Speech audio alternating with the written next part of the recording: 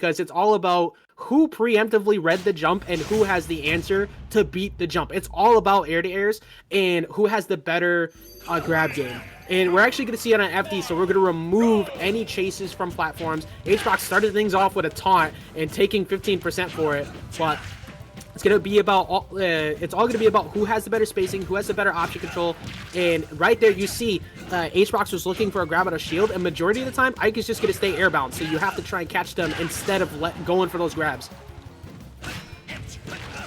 Oh wow, decent patience from RM8, gonna catch right after the counter. Also, I just gotta say it, the green one is disgusting. Oh, word? I hate the green color so much. Give me back the Crom color. But either way, RM8 doing a solid job holding the percent lead here. But in this matchup, this is another one of those matchups that you gotta be very careful about that exact situation right there. Counter can kill you at 0. So if RM8 at any point gets sent off stage by Hbox, it could possibly just lose the stock from a solid trade or a counter. Oh, that's a heavy commitment right there. It's so much startup, and RM8 letting Hbox know how he feels about the fact they decided to go Ike. Whoa! I think that's, see, as good as up smash can be in a vacuum with the occasional reads, when you do it so often, it is so punishable. So you have to be very careful. And Hbox starting to swing for the fences. You want to be more so looking for the jumps and such. Wow, deciding to commit to the point where outside of instability you catch him with the ether. I did not think that Hbox would be looking for that yet, so definitely has an understanding about how the matchup works. That's good to know. I don't know why, but I feel like this isn't the first time I've seen Hungrybox playing Ike. Oh no, it's not. I just don't think I've seen it's the first time that he's used Ike in bracket, especially the mirror match. And there's the air dodge. That's one of the key. The bracket progresses. Or the match progresses, avoiding those air dodge reads for Ike.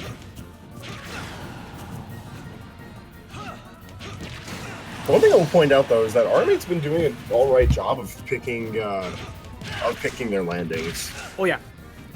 Yeah, RM8 has consistently gotten not only the tech situations and the follow-ups of landings, but has been winning in, we'll say, the Nair War, like just all the air-to-airs, and that's the key factor of this matchup, like I said at the start.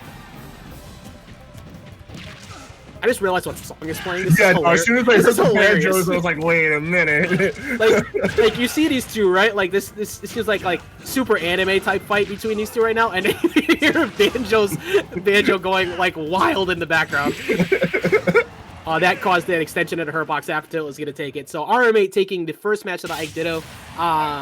It's definitely one of those things that you think about on paper. It's like, okay, I could just counter them, right? I could just throw out the same hitboxes. It's probably going to cause the same things. The person who understands the landing control better in this mirror match wins. So I don't know if we'll see the Ike stay, and if we do, probably a stay switch. But the Jigglypuff versus Ike matchup is abysmal, so I wouldn't be. I would be surprised if we see the switch off. Excuse me, I wouldn't be surprised if we see the switch off, but I think it'll take a lot out of Hbox to decide to commit to going Jigglypuff here. I feel like if Hungrybox just picks better landings and like is smarter about juggling RM8 when he's in, basically just pull a role reversal. Just copy what you've seen that's working. Mm-hmm. I mean, that's kind of how it works in mirror matches, isn't it? Kind of. It's just like the thing, like I said with Ike in particular, is Ike is one of those characters that really exposes like good neutral game. Or bad neutral game, I should say. So if you aren't able to not only win into air-to-airs, but also consistently force the other Ike to respect you on shield, you're going to have a really rough time. And we saw a couple times where it seemed like Hbox was doing a solid job at it, but RM8 understood more so. It's like, okay, all he's doing is he's going for up smash or a smash attack commitment on a punish, which takes so much startup. We didn't really see a whole lot of like retreating back airs, and like RM8 had a lot more answers on landing than Hbox did. So Hbox definitely deliberating pretty hard right now, trying to figure out what he wants to commit to. It's rough because it's like you either go with the Ditto or you go to one of your worst matchups. So, but it's your best character. I mean, he's got some time to make his decision. I'm trying to remember now. There are other characters that Hungrybox has played outside of Jigglypuff, and I could swear this Ike I've seen before. I feel like I've seen Wario alongside. He has a solid K roll. I don't think we'll see the K roll here, but that could be an option. K roll Ike matchup is slightly in favor of Ike, but not a terrible matchup. I'm not sure who else HBox has that would work in this matchup in particular that I've seen. I think with how long he's deciding to wait here, it's probably going to be Jigglypuff. Like I think it's one of those things where like when you're in matchup in bracket and you're thinking so hard about your pick, it's like, well, I should probably just go with what works best for me. That or we guarantee see a stage switch. Like I don't think we see that Ike Ditto on FD again. Either way, though. How y'all doing, chat? I do like the fact that Hungrybox has actually put like a lot of effort into thinking this. Like, you know, one would assume a player that's been around as long as him would just sort of try to rush on through these things, but like taking the time to meticulously choose your options. Oh yeah, like something. I will give credit where credit's due always. You already know this. I consistently watch pretty much any Smash streams in general, just try and see like what people are up to and like get a study before we get back to things. And HBox has played in like a tournament like almost every day for the past like 3 months straight. Like the man has been putting in an excessive amount of practice to try and get good at this game. And the fact that we're seeing so much deliberation out of this right here, which has been a consistently very annoying problem for HBox to deal with, you could see that it's not just, okay, I'm just going to lose here and be done with it. Like, he's really trying to figure out how to win this matchup. Likewise, on the other side, too, RM8 played so well and very confidently throughout that set, too. And obviously, like we said, technical crouching to try and get in the head of HBox. Like, that was, it definitely looked super confident in it. So I think, regardless of whether he says Ike or Jigs, he's probably feeling good. And we're going to see the Jigglypuff come out. All right. So the big thing, go ahead. I feel like the target's going to be take that jump. If HBox can take RM8's jump, force him into a position where he has to like pick and choose to quick draw, I think that's what's going to spell curtains. But getting to that point is going to take so much effort. Oh, it's PS2 as well. Now, what I was going to say is, I don't know if you've seen HBox versus Javi when Javi was using Cloud. This stage in particular is so hard to deal with. Trying to get in to take the jump because there's so much room for RM8 to reset neutral after getting buried like that. But at the start, already working like significantly better. You see HBox is consistently looking for that full hop and getting a percent lead.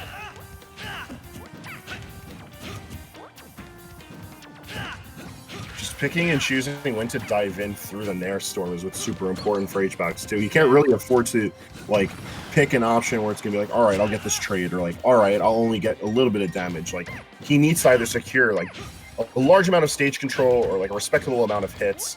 Best case scenario, we force things off stage because all of a sudden things look much better for HBox. Yeah, and this is, I know we're approaching Halloween and everything, but this is easily the scariest spot for HBox to be in right now.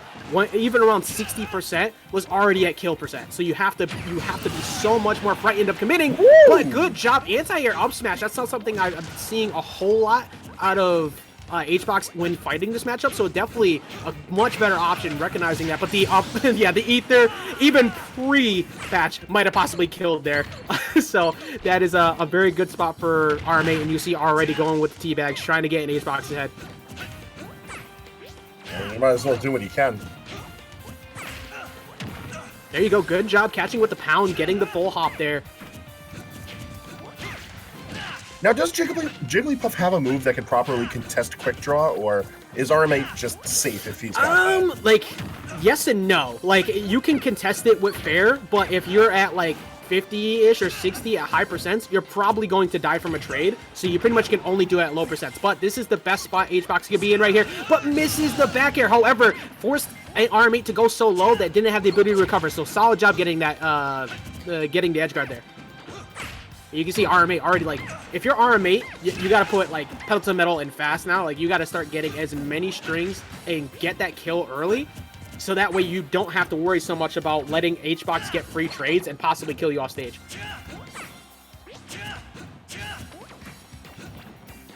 Actually, yeah, that's like the one spot I can think about in this matchup that would be rough for Ike.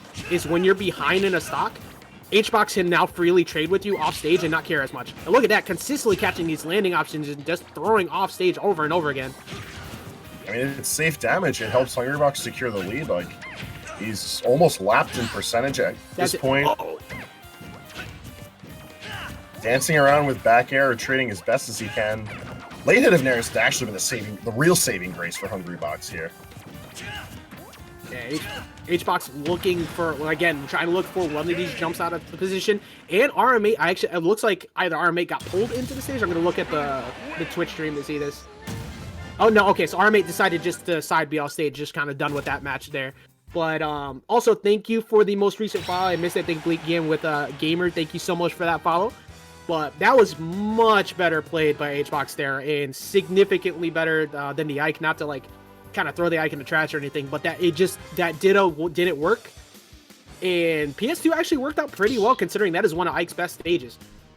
Yeah, it looked like a risky matchup, but it seemed like Hungrybox was just so much more comfortable with picking and choosing his fights there that it really didn't matter if the matchup on paper was super lopsided. Yeah, it's one of those things where, like, it happens to everybody. You have that wall of a matchup, and you do everything possible to figure out how to deal with it, and it's one of your worst matchups, and you try to pick something else, but you're still most comfortable with your main character. HBox has been playing this Puff across Melee and Ultimate for a long time, so it definitely is the comfort factor more so that worked out there. Now let's see, RM8 played very solid in that first game, played well in that second game, even though he was kind of behind. The big thing, though, was the bad landing. So let's see if RM8 can adjust around that. We're going to be looking at a very close game 3.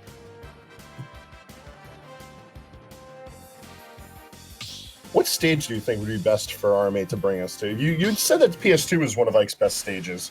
In this matchup? Yeah, like what we're looking Smashville. at here.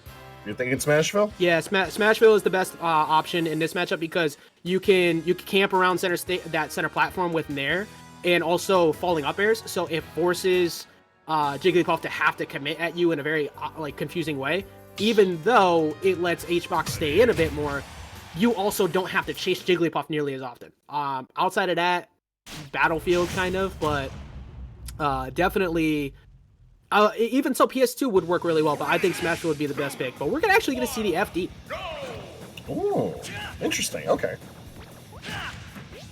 I'm not too, I can agree with why RM8 went here, because considering a big part of the problem in the last match was actually the fact that HBox was able to kind of run away to platforms. So I guess removing that entirely and forcing HBox to have to approach one of these aerials is going to be much more stress-inducing. I'm calling it out. I wouldn't be surprised if this match goes to time. Just watching the way that these two are going. You really think so? Yeah, outside, if HBox gets the stock lead, RM8's forced to commit. Oh, that is a stock, my friend. Goodbye. All right. Yeah, once you get that jab block around that percent, that's going to work even with the weight of Ike. So now, HBox can actually, stay back. You see how, there's no reason for HBox to have to commit here. But with 16%, you have a window of opportunity to do so. You just got to be careful about committing too much.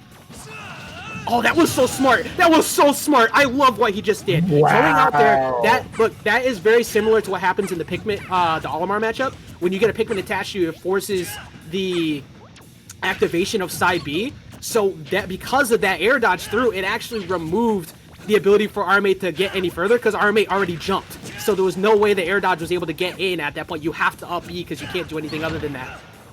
You have to have a jump there in order to survive. In a lot of ways, that sort of reminds me how a lot of characters can air dodge through Ness to eat PK Thunder and deny proper recovery. Yeah, that's why. Amazing application of movement. Just smart movement.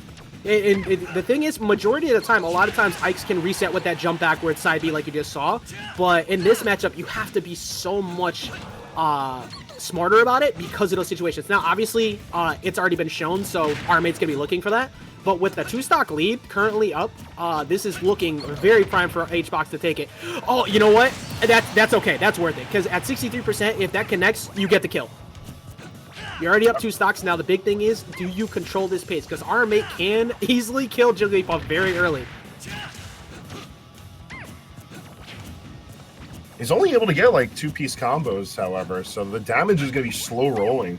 A very unusual situation for Ike to find themselves in, I suppose, but nonetheless, that's what happens. Hungrybox now in a very convincing lead as he's just trying to hang back with these retreating aerials.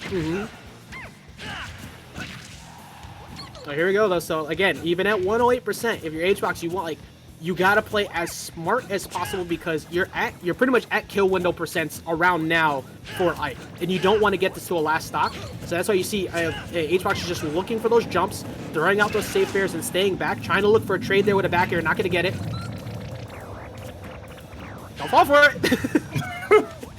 The amount of people who get their ankles broken by this move is actually hilarious to me. Couldn't you just counter rollout? You could, but if you commit at the wrong time, you take the counter, you take the hit, and that's it. HBox, I am 100% certain, probably popped off for that on his stream, because again, this is a matchup that has tormented HBox for a long time. Like, it only recently just won against one in a weekly, not that long ago. Able to take it after going with the Ditto in game 1 against RM8, and RM8 was playing very well.